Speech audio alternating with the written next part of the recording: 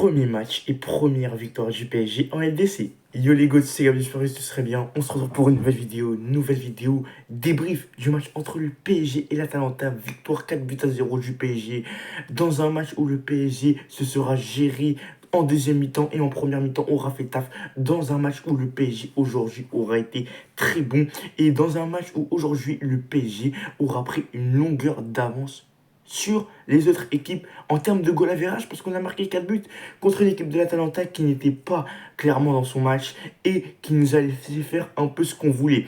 On va parler de tout ça avant que je commence. N'hésitez pas à t'abonner, liker, commenter et partager ce que j'ai fait. Sur ce, on peut y aller. Bon, on peut y aller. Franchement, les gars, je vais pas parler très fort, donc augmentez votre volume parce que les gars, il est tout simplement 23 h et que mes parents et mes voisins dorment. On va commencer par la première mi-temps. Franchement, première mi-temps, tu gères. Voilà, on va pas se mentir, tu gères le match.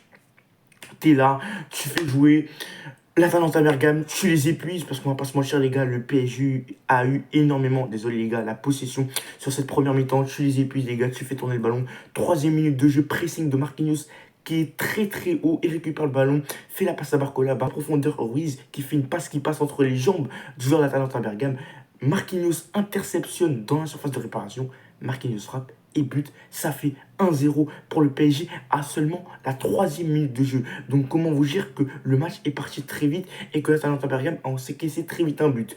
Et deuxième but à la 27e minute je crois, c'est que Kvaratskhelia les gars, il fait une percée. Il part de son côté gauche, il fait une percée au milieu de terrain, il frappe, but, ça fait 2-0 à la 27e minute. On rentre dans les vestiaires. Sur la première mi-temps, on aura géré, on va pas se mentir les gars, on aura fait le boulot les gars, on aura marqué des buts, on aura mis la pression à l'Atalanta Bergame et mentalement je pense qu'on les aura mis KO. Deuxième mi-temps, les buts plutôt de la deuxième mi-temps, Nuno Mendes est lancé en profondeur sur son côté gauche, frappe plat du pied, but, ça fait 3-0. Gonzalo Ramos rentre à la place de Mayolou, les gars, qui est titulaire en pointe. Après, on va parler de la composition parce qu'il y a des petits trucs qui m'ont un peu choqué. Et Gonzalo Ramos, les gars, sur une mauvaise passe du défenseur d'Atalanta Bergame pour son gardien, récupère la balle et frappe un peu en tapine. Mais c'est un but, ça fait 4-0. Et franchement, les gars, ce match, j'étais pas trop confiant. En fait, les gars, j'avais déjà peur du match piège parce que c'est contre ces équipes comme l'Atalanta Bergame, l'Athletic Bilbao, sans manquer de respect à ces équipes, comme je l'ai dit dans un match où il faut gagner des points, où il ne faut vraiment pas que je perde des points parce que quand tu vas jouer contre le Bayern ou le Barça, prochain match de LDC, c'est le Barça, ça va être beaucoup plus compliqué. Je ne vais pas forcément gagner tous les points que tu souhaites avoir.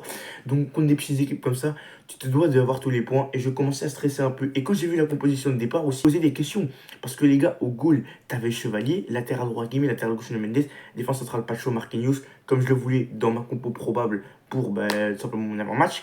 Au milieu, tu avais Vicinha, Neves, Ruiz, et en attaque, tu avais mis en pointe Mayolou, à droite Gvara et à gauche Barcola. Un peu peur parce que Mayolou en pointe, les gars, je me suis dit, mais comment ça, je suis mis Mayolou en pointe, frérot? Enfin, il est milieu de terrain, je le mets en pointe, enfin, c'est Mikel Arteta avec Merino. Donc je me dis, Mayolou en pointe, je vais voir ce que ça va donner. Et Mayolou en pointe, donner que je bon, les gars. Parce que Mayolou en pointe, les gars, je vous jure qu'aujourd'hui, il n'a pas été dégueulasse.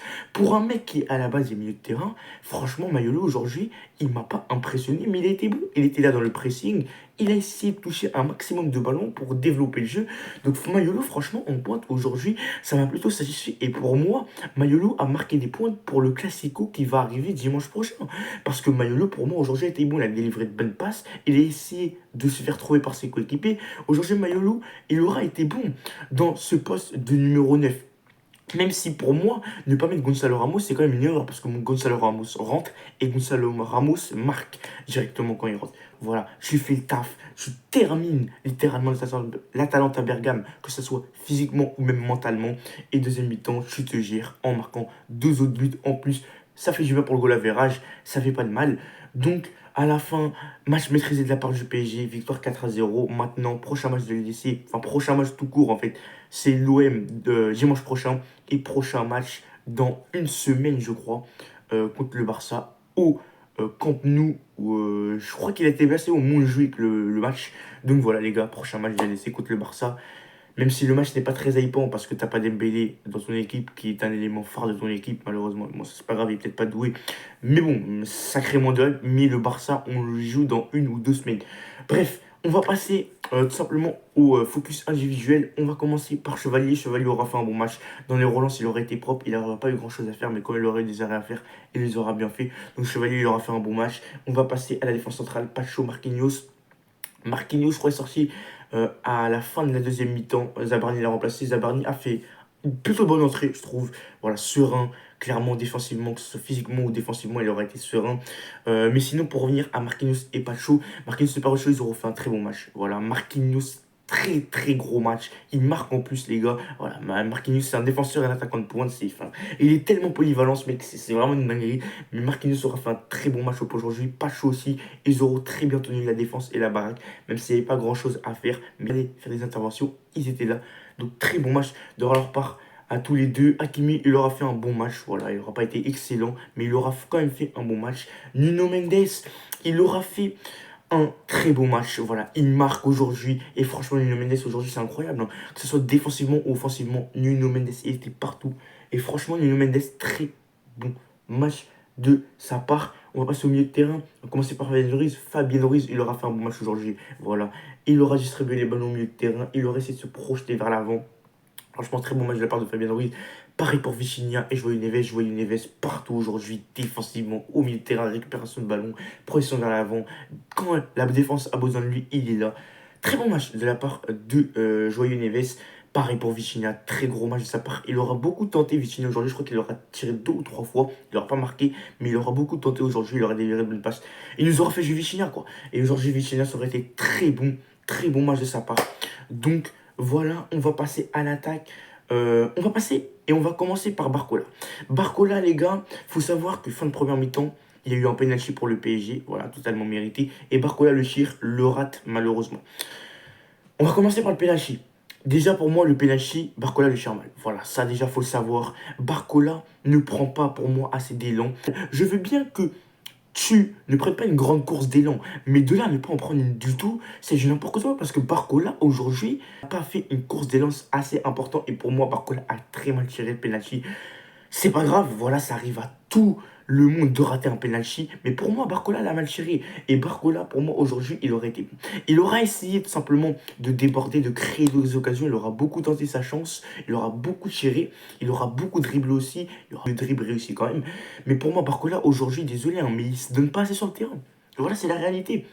Aujourd'hui, Barcola, il veut trop faire le mec, il est aigri, il veut trop faire le nonchalant, les gars. Désolé, c'est la réalité. Et aujourd'hui, Barcola, pour moi, il doit mieux faire. Voilà, Barcola, il a fait un bon match aujourd'hui, il aura beaucoup tenté, il aura beaucoup essayé de mettre la défense de Bergame en difficulté. Mais pour moi, il doit plus faire la passe à des moments et il doit plus se donner envie de marquer et de faire des passes décisives parce que Barcola, les gars, sur les prochains mois, il va être très important avec la blessure d'Ousmane Dembélé et de Doué. Plus de responsabilité, ça veut dire que Barcola, aujourd'hui, pour moi, j'en attends beaucoup plus de Barcola. Voilà. On va passer à Mayolou. Mayolou, je vous ai déjà dit mon avis sur lui. Et on va passer avec VAR. Avec VAR aujourd'hui, très gros match de sa part. Voilà, dans le pressing, dans les duels, dans les efforts défensifs, il aura été là. Même offensivement, il aura été très fort. Le but qui marque, c'est une masterclass quoi. Il dribble tout le milieu de terrain, patate de Colombie, pratiquement pleine lucarne de la part de Gvara. L'entrée aussi de Mbaye aura été très bonne aujourd'hui, hein. Mbaye il est rentré les gars, il aurait essayé d'apporter du danger, il aura fait les efforts, il aura pressé. Donc oui, aujourd'hui franchement, un match en global, maîtrisé de la part du PSG, tout le monde aurait été bon, mais si Barcola j'en attends beaucoup plus sur lui. Et je vais pas vous cacher qu'aujourd'hui son match m'a pas déçu, mais j'en attends beaucoup plus. Donc voilà. À la fin, le PSG s'en sort, les gars. On est premier de la LDC. Voilà, en mode magnifique. On est les rois d'Europe, quoi. On arrive, première victoire 4-0. On est premier, en mode magnifique. Dis-moi ce que tu en as pensé du match en commentaire. N'hésitez pas à t'abonner, liker, commenter. Du coup, dis-moi ce que tu en as pensé du match en commentaire. T'es top, t'es flop. Dis-moi ce que tu en as pensé du match en global. N'hésite pas à partager aussi si ce n'est pas déjà fait. Sur ce, les gars, c'est Capignon. On se retrouve pour une nouvelle vidéo ou pour un prochain live. Ciao les gouttes et allez Paris.